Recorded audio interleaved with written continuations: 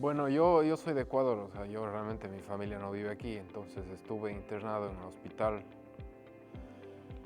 por asuntos, algunos asuntos. Entonces justo un amigo de Joan, del director, nos mencionó de AREP y habló con Joan para recibirme aquí y yo llegué bien. Entonces llegué acá y me recibieron, hice los trámites, fui al CAP, etcétera, etcétera, etcétera, y todo. Entonces al principio yo tuve un problema con la medicación y me ayudaron, o sea, realmente me cambiaron de medicación y mejoré muchísimo.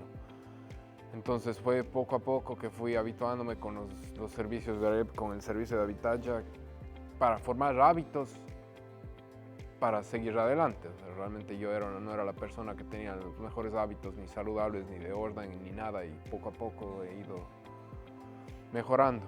Y eso me ha ayudado mucho AREP con este proceso. Entonces lo que me gusta es que realmente aquí no son personas rígidas en el sentido de que se tiene que hacer todo de una y tienes que hacer todo a rajatabla y ese tipo de cosas, sino son flexibles y comprenden las cosas y te ayudan para tu proceso de recuperación y de rehabilitación. Yo voy bastante a las jornadas deportivas que hay, o sea, realmente es entretenido, o sea, realmente es vivir en sociedad y compartir con las personas.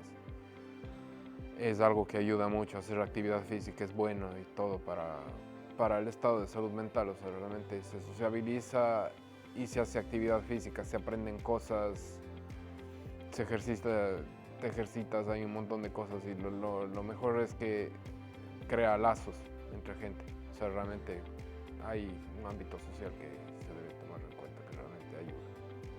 Una de cada 4 personas tiene un problema de salud mental y que se tiene que hacer y muchas veces por cuestiones de la vida, sea por sustancias, o sea por traumas, o sea por cualquier razón, una persona se ve en necesidad de buscar ayuda. Y como es mi caso, o sea, realmente de no tener los hábitos que se necesitan, o sea, poco a poco se pueden hacer y que recibir ayuda es bueno. O sea, realmente, y puede ser una escapatoria, realmente no una escapatoria, no sería una oportunidad para salir adelante, para salir de casa y poder vivir solo, independizarse.